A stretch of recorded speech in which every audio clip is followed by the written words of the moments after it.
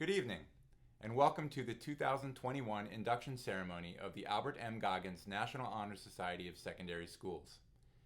The Albert M. Goggins chapter has been active at Trinity Valley School since 1965 and recognizes TVS students who have demonstrated outstanding scholarship, leadership, and character during their time in the upper school. We are pleased and honored to share this program with parents, family members, friends, and most importantly, our 53 inductees in the class of 2022 and one in the class of 2021. Honors such as this one are important mileposts at which to stop, acknowledge the success one has had, and take the time to appreciate the help and support received along the way. Students, this induction is a celebration of your strong performances in the classroom and as members of the upper school at Trinity Valley School. Congratulations on your achievements. We are proud of you for the effort, talent, perseverance, and growth that you have shown over the years. I hope that you will revel in this moment with your loved ones and that you will let this feeling inspire you toward continued hard work and accomplishment. Even more than your successes, however, I hope that you will take this moment to reflect on the experiences that have presented you with true difficulty and struggle. The times when you have thought about giving up and just going to bed. The moments when a breakthrough in achieving an important understanding is frustratingly out of reach. Those days when the volume of tasks to achieve and the importance attached to each one seem overwhelming. At those times, our Trinity Valley School motto reminds us, Per aspera ad astra. Admittedly, I am newer to this school community than all but a couple of you, but when I first heard this motto, it literally took my breath away. Through difficulty to the stars. It is a motto that suits my personal philosophy of education perfectly. Per aspera is perhaps the easiest part to understand. Through difficulty implies that adversity is in fact a necessary and beneficial part of our human experience, and not just an inevitable feature of our existence. Challenging situations require us to work harder, collaborate more effectively, and marshal our resilience. In that way, the adversity we face in our lives makes us stronger, smarter, more adaptable in the presence of change, and better prepared for the future. As President John F. Kennedy said to the nation in September of 1962 at Rice University in Houston, "We choose to go to the moon. We choose to go to the moon in this decade and do the other things, not because they are easy, but because they are hard. Because that goal will serve to organize and measure the best of our energies and skills, because that challenge is one that we are willing to accept, one we are unwilling to postpone, and one which we intend to win, and the others too." Kennedy may have chosen the moon, but I chose his quote because it connects to the second part of our motto, ad astra, in both the concrete and the metaphorical. Given that only a couple of handfuls of people have ever reached the moon, the odds are stacked against even one of you reaching low Earth orbit, much less our sun or any other star. When we say to the stars, we mean that we strive towards goals that are lofty, distant, and beautiful. That is, of course, our hope for all of you, that you will lead lives of personal, professional, and interpersonal fulfillment that will elevate those associated with you and society at large. Even a humble life, if filled with purpose, service to others, love, and friendship, is a thing to be cherished and celebrated. Not ad astra in the literal sense, but a sort of greatness all the same. If we take all of this together to inform our purpose here at TVS, per aspera ad astra might be translated to learn through adversity to benefit humanity. In my opinion, there could not be a better school motto. This is a goal that is both aspirational and achievable. Nothing could be more noble than improving the lives of others, and there are infinite ways to do this. As for adversity, that is a limitless resource. We only need see it not for the obstacle it presents, but for the opportunity it provides. So with that, congratulations inductees on your achievements. May you continue to embrace adversity and strive to impact the world positively. I've been asked to speak to you today about scholarship. While I won't necessarily be sharing study tips or grade hacks, I do want to discuss what this pillar means both in and out of the classroom I see scholarship as three main commitments we choose to make in our academic careers. The first is a commitment to the world at large, which will be forever in need of educated citizens. Today, there is no lack of passionate opinions on every subject. What will differentiate you from the rest is the ability to support your opinion with well-reasoned analysis. As I found with the hammer in Dr. Ostroff's U.S. history class, you can argue anything as long as you can back it up with sound evidence. To accomplish this, we must truly be lifelong learners, reading and writing and continually discovering new information. Scholarship is not just a practice, though, but also an attitude we carry into new environments. Whether it be college or a new job, it asks us to take the time to be a student, listening and studying to contribute as best we can. Before we act, it is imperative that we be informed. The second commitment the scholarship entails is to those on the other side of the desk. Teachers, counselors, administrators, they all show up every day in the hope that we are as excited to learn as they are to teach.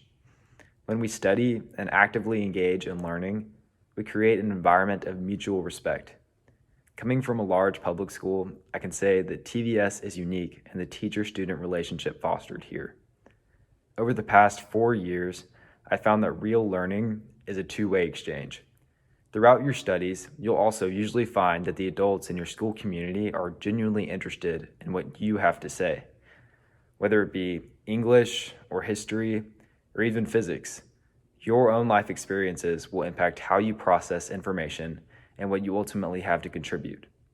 So, in your classes, bring something uniquely you to the table. Finally, the third commitment of scholarship is to oneself. While external motivation can come from peers, teachers, or family, at the end of the day, you yourself have to choose to grow on a personal educational path. I believe that the goal of school is not to cram your head full of arbitrary facts and figures, but rather to impart an individual appreciation for learning. After you graduate from college, no one will force you to sit down and read a book, write an essay, or take a test. Instead, everything you discover will be a product of choice, your choice. As scholars, we must be accountable to ourselves, seizing every opportunity to learn more about the world around us. Intellectual exploration will follow us from the school to the world. Thank you. Hello, new members of NHS, parents, and faculty.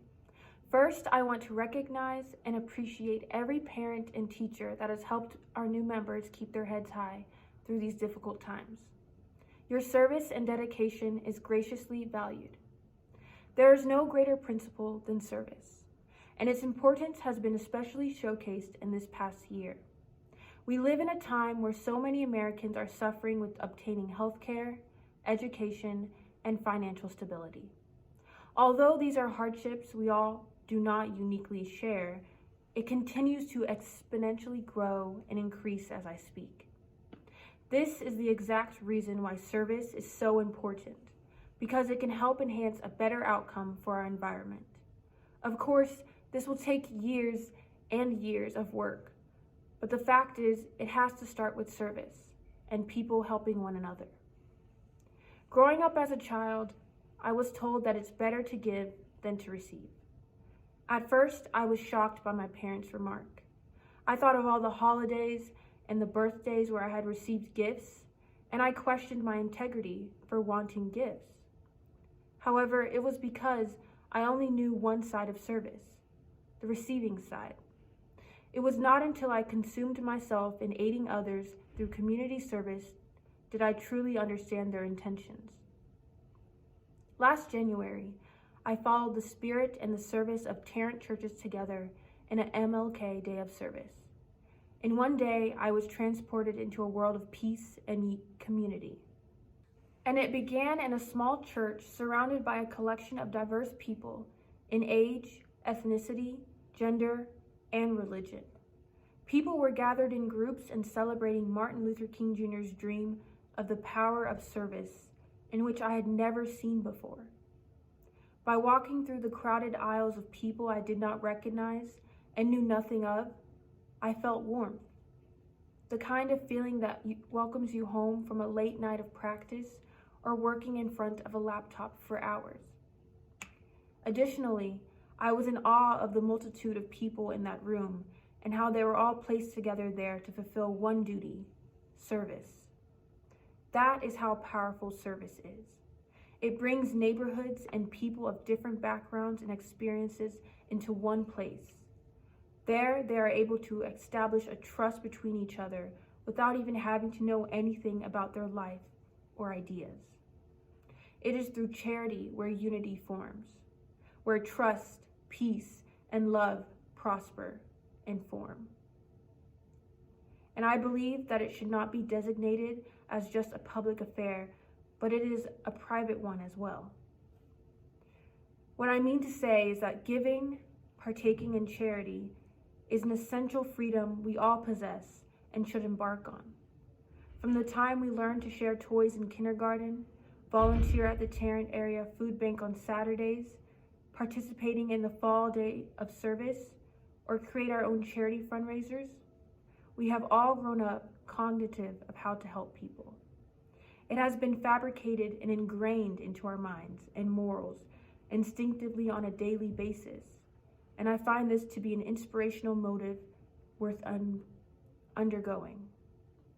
In the words of Howard Zinn, who speaks of service and its effects, he says, "Small acts, when multiplied by millions of people, can transform the world." Service is a genuine, respectful, and correct reaction to our world's needs. It is not about personal, financial, or material compensation, but the commitment one makes voluntarily for a specific cause or passion. The experience expands the horizons we have defined for ourselves and presents new opportunities for others to participate as a community. And today, we celebrate and announce those who have achieved this highest honor. Furthermore, continue to instill the value of service, of charity, because it blossoms in the hearts of the receiver and carries on in the hands of the giver. Thank you. To the newly inducted members of the National Honor Society, it's a great pleasure to have the opportunity to speak to y'all today about the value and significance of leadership. Your induction is a testament to the fact that you have demonstrated leadership both in and outside of the classroom. At such a young age, you have already stood out amongst your peers as leaders in academics, extracurricular activities, and leaders in your community, having dedicated time to serving those around you. I hope that I can provide you all with some insight into my own perspectives on the value of leadership and the traits that constitute a good leader. While leadership can be demonstrated in a multitude of ways, and the best leaders are unique individuals, my personal experience and study of great leaders throughout history have highlighted three core traits that a leader embodies. First, and perhaps most obvious, is that a successful leader is passionate about their mission and objectives. Leaders ranging from George Washington to Che Guevara had a genuine desire to enact change and rally others around their respective movements. Despite taking on many endeavors, they let their values and principles dictate their action, despite their voices sometimes being in the minority. A strong leader is not just passionate themselves, but rather capable of sparking passion within each of their constituents. Passion goes hand in hand with persuasion, and I encourage you all to take the things that you're passionate about, whatever they may be, and share them with others. In order to be a truly persuasive leader, one must possess the second key trait. They must be an intellectual.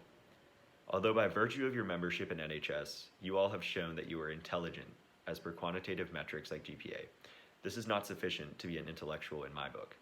Rather, intellectualism is a product of critical thinking and an interest in learning about the problems of community and the world, as well as potential solutions. When it comes to intellectualism, I find it useful to look to figures such as Angela Davis, whose works are well known for an accessible but thorough analysis of Black history as a starting point for resistance to oppressive structures that exist today. As you strive to become better leaders, try to build on the strong knowledge base that TVS has cultivated within you to become a better problem solver and someone who is not afraid to view the world's problems from a creative lens. This brings me to the third, and in my opinion, most essential leadership characteristic: a willingness to embrace radical modes of thought. Now, I'm not saying that you should just go out and break the law, but the best leaders are capable and comfortable with challenging authority and transgressing norms. The civil rights movement was a slap in the face to the prevailing practices of the 20th century, and its leaders possessed immense courage to stand up to the large, violent institutions that dominated society. However, the spread of innovative beliefs does not just happen in the blink of an eye. A leader must be patient as they push for change. So as you leave this ceremony as a member of NHS, I hope that you will heed my advice and push yourselves to grow rather than settle. Leadership is not just a title, but an iterative process. Passion, a strong intellect, and courage exist within each of you. It's up to you to take the necessary steps for those traits to become apparent in your leadership. Thank you, congratulations, and good luck. In preparing for this remark, I have discovered that while I've been hearing this word my entire life, character is seriously difficult to define. In lower school, in addition to taking spelling tests and mastering our multiplication facts, we learned about character values and social skills. In one of these monthly lessons, we were taught about another complex idea, integrity. If you ask any Trinity Valley student who has been here long enough, they will tell you that integrity is doing the right thing even when no one is watching. When we were little, we perceived this as continuing to behave when a teacher steps out of a classroom, or picking up a piece of trash and throwing it away without someone asking you to. In middle school, it started to become more about peer pressure and standing up for our classmates who need our help. Integrity and character easily go hand in hand, and as we've grown up, both of these ideas have become much more abstract and nuanced. Our morals and values have matured, and we have each become our own individuals. I know that we are all aware of the importance of having good character, of being respectful and honest, and we have always been held to these high standards. However, exactly a year ago, each of our characters began to be tested in a way I don't think anyone foresaw. I have heard a lot of news stories and conversations about cheating this past year. And about a month ago, I came across a professor's discussion of ways colleges have decided to prevent cheating during virtual exams and how these methods have affected students. The professor talked about how his students casually mentioned having failed tests because of lockdown browsers not being effective. These programs are accusing the students of cheating for no reason, adding unnecessary testing anxiety, and making classroom environments unbearable. Reading this thread caused me to think about the entire idea of educators' trust in relation to academic dishonesty and whether any of it truly reflects these individuals' characters. It seems like some of these professors don't trust their students, and it is preventing real, authentic learning. At TVS, our culture and honestly our curriculum of character that has been instilled in us through the honor code and teachers and our own expectations is completely the opposite. Our teachers do trust us, and they know that cheating only takes away from our own personal learning. For me, this atmosphere encourages me to succeed on my own merit even more. Moreover, though, character extends much further beyond the classroom, physical or virtual. It relates to general teamwork, to standing up for your beliefs, to engaging in civil discourse, and to simply being kind to everyone with whom we interact. In my opinion, character is the pillar of the National Honor Society that truly encompasses all that the organization and TVS stand for. How can we be great scholars and leaders who are dedicated to service without also committing to having a strong and meaningful moral backbone? Character really is all about being genuinely good people and continuously bettering ourselves for the sake of others in our community and for ourselves. Additionally, character is anything but a static trait or easily attainable goal. Building character is quite literally a lifelong process because your character is completely yours, made up by your actions, your reactions, and the way you go about living your life. I spoke before about how it is difficult to define this word, and that is because it means something different to every person. We all have our own beliefs, opinions, goals, and lives, and that individuality is what makes each of us special and adds to our increasing diversity. Nevertheless, I would like to ask each of us today to continue challenging ourselves to be better, to confront injustice, to engage in difficult experiences, to do the right thing even when it's the hard thing, and to really work to improve ourselves, our community, our country, and our world.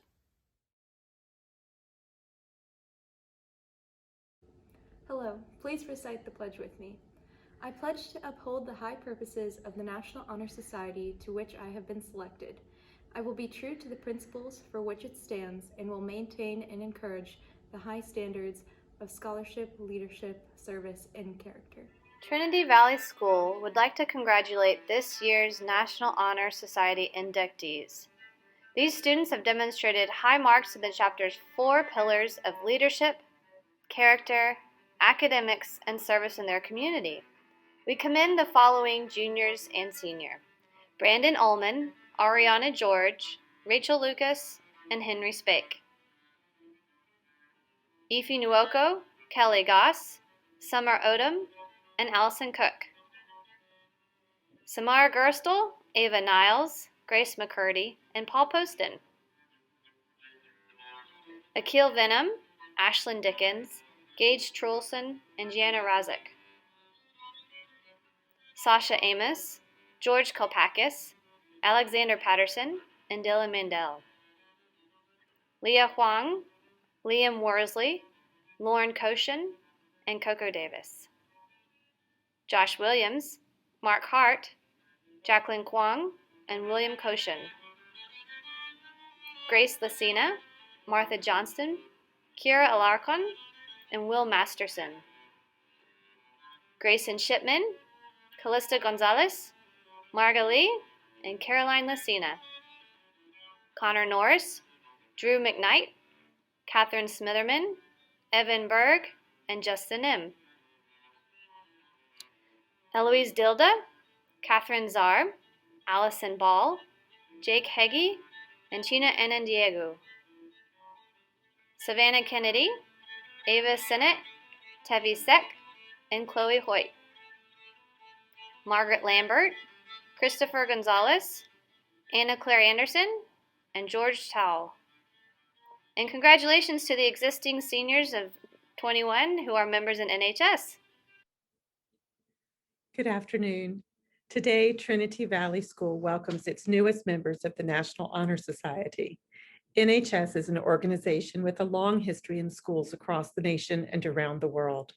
It recognizes 4 pillars: scholarship, service, leadership, and character. The TVS students honored today are tremendous examples of these. They work hard to achieve success in their academic coursework and are engaged members of classes. Our inductees and members lead and participate in service projects across North Texas. They are leaders in organizations on and off campus and inspire their peers at our school to use their voices to make the world a better place. Our students here today also model character. They lift up others around them, stand up for what is right, and they show compassion and empathy for their classmates, faculty, and community. Leadership in turbulent and uncertain times can be daunting. I challenge each of our students to be self-reflective about their leadership and impact. Why do we choose to lead, especially now? What is it about an activity, group, or cause that speaks to the heart? I was raised by an educator and an Air Force officer. As a young child, my parents talked often to my brother and me about servant leadership. We traveled and lived across the United States and in Europe because my father was dedicated to serving his country. My mother, a teacher, principal, and later head of school, told us that she treasured serving her students, faculty, and families. She always led with kindness and compassion and with the central idea that her leadership was designed to set others up for success.